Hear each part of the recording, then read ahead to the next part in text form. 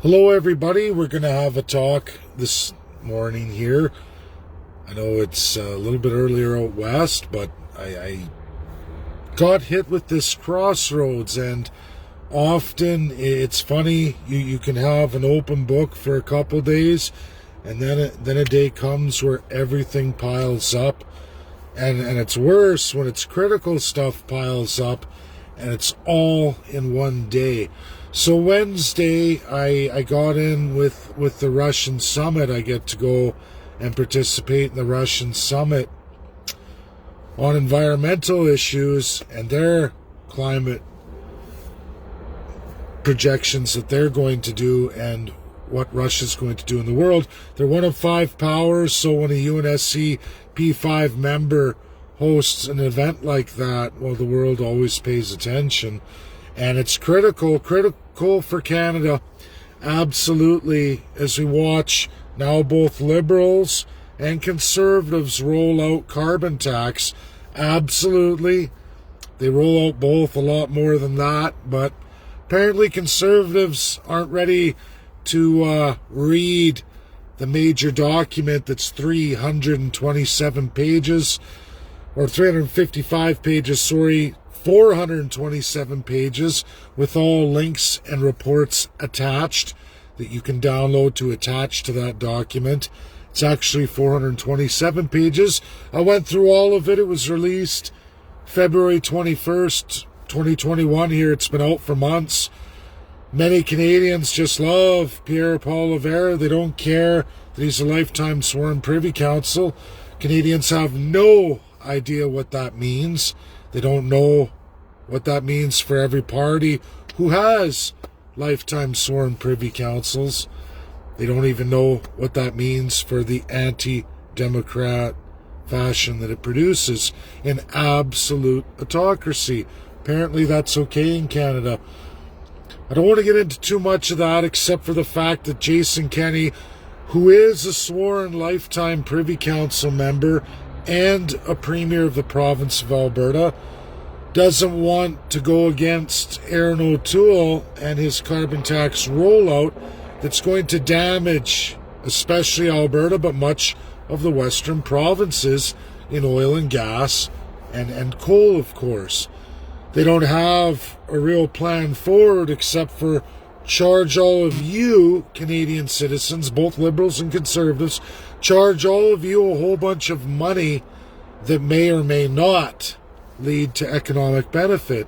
And clearly, the more we go into the Green New Deal, there is no economic benefit.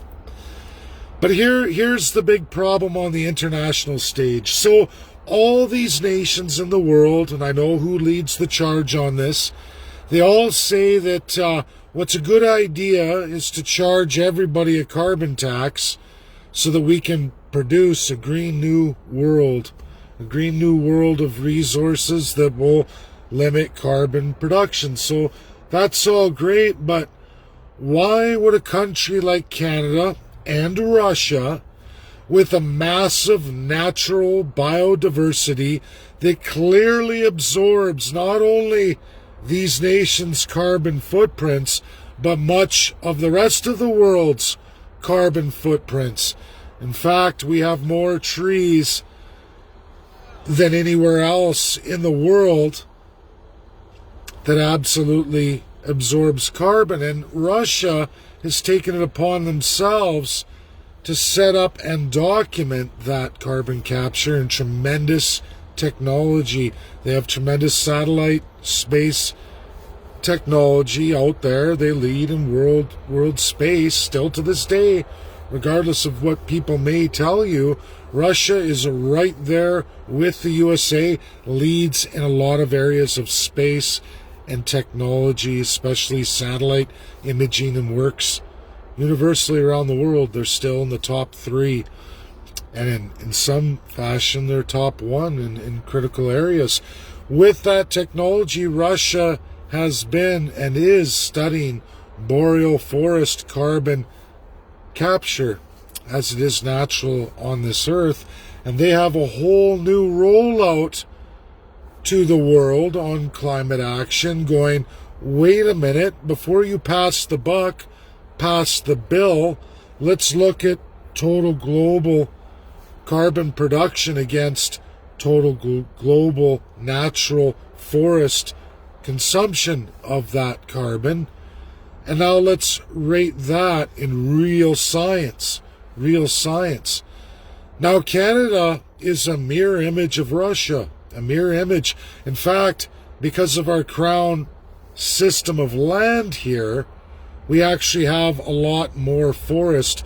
It's just the management system of that forest to keep it healthy is not in place. Now, Russia proposes that we not only measure that, but we roll out what forest management and that measured capture in real science, what does that equal for companies? What does that equal for the people of those countries? At least for Russia, absolutely Western Canada should be pursuing this.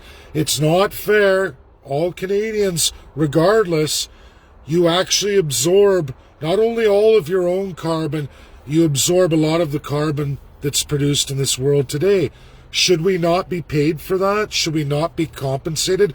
Should the world, when talking about climate action and carbon tax and transferring wealth out to all these countries, should there be a bill for those who can't naturally absorb their carbon and are not absorbing any of the carbon output nearly to the capacity that countries like Russia and Canada are?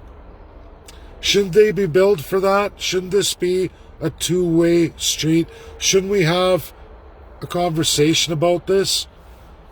I'm not here to slam the USA. I'm not here to slam the UK or other allies or even not allies traditionally of our group of countries. Shouldn't we not really look at this as it is and not how it's being dictated? Shouldn't we look at the absolute science? That's what I'm doing Wednesday. I'm doing it for, yes, mostly Western Canada, of course. Yes, I'm going because somebody has to go for Alberta. I've been invited. I can't turn away from it. I gotta go. I have that invite. I'm gonna go. Upon the same day, in another massive important scale, is International Criminal Court, the only court in this world that can absolutely bind your nation, your nation's politicians to its ruling and absolutely enforce it. At least for UN states that are not P5 members, okay? So only 5 countries are immune to that. And of course, those 5 countries are the judge, jury, and executioners of a decision made by that court. And why this is important, because the Justice Center of Constitutional Freedoms, John Carpe, is fighting for religion right now. You can look at the province of Alberta, specifically one church, Grace Life Church, being locked away. Those people are not allowed to practice their religion or their Charter of Right and Freedom, which is religion, a federal right enshrined in Canada and absolutely enshrined in international law.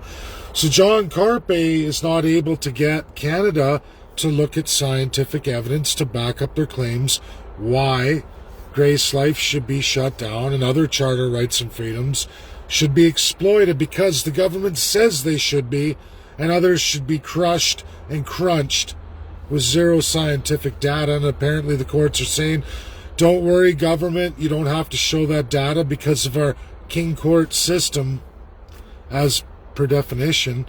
And our Governor General Wagner, Justice Wagner, who is currently the Governor General, who is in charge of all lieutenant governors of every province, absolutely has override on all of them, is not doing anything with it. Nobody seems to be able to talk to him. I'm not allowed to talk to Justice Wagner. I certainly did reach out. He's doing a lot of work that visually I can see with Governor General in that office. That's being restreamed. He's changing a lot of government narratives from the federal government. People are up in arms about the charter being removed from one of the government websites, not the Justice Lewis and Hole site, which is Government of Canada, but Government of Canada's website. And I believe he did that because the way they've described the charter is inappropriate. It's probably wrong. And it leads Canadians to come up with their own legal terms that are not definitive. Now, Justice Wagner is a smart man. He's up for this challenge. So far, I like the work he's doing.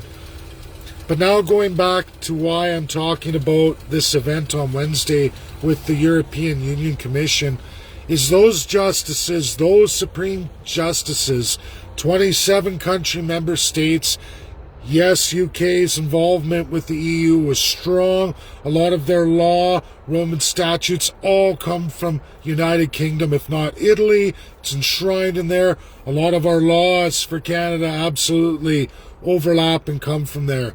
What is interesting, and even a guy like me has met those individuals, been able to talk with those individuals on live forum, and even sit down on Zoom and talk to these justices who absolutely talk to our Governor General, Justice Wagner, who absolutely engage with him all the time.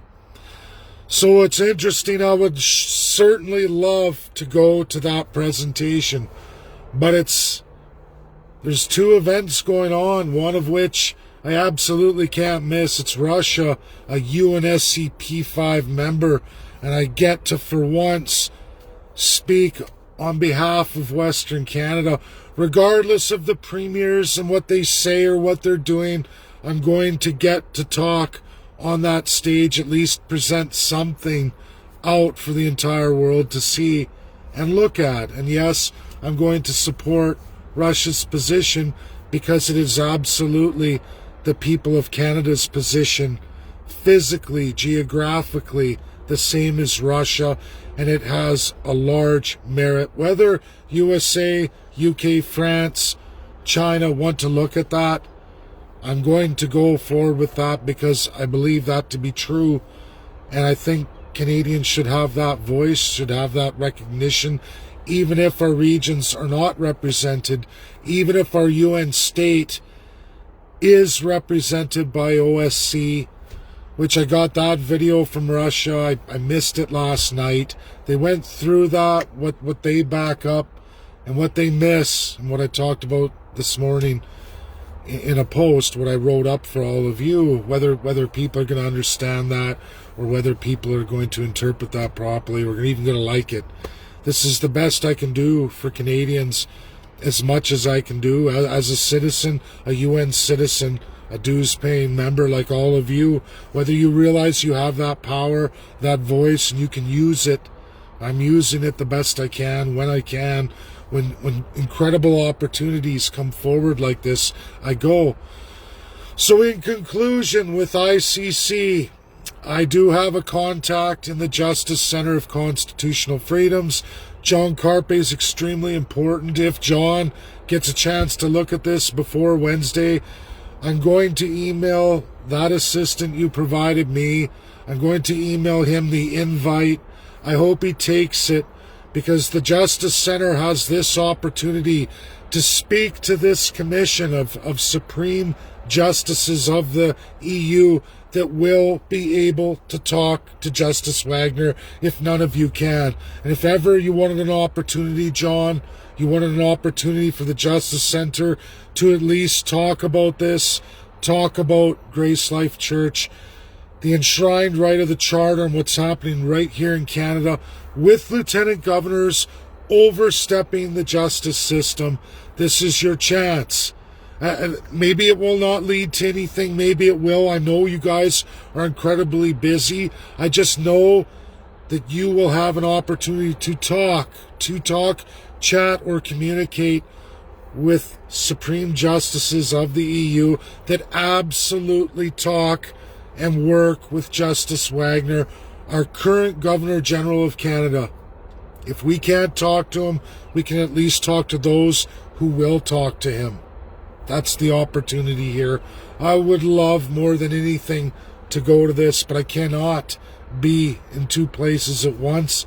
We need somebody of legal stature that can go talk to them about this, at least in your reality of law, that I'm not bound to necessarily. I'm not a lawyer.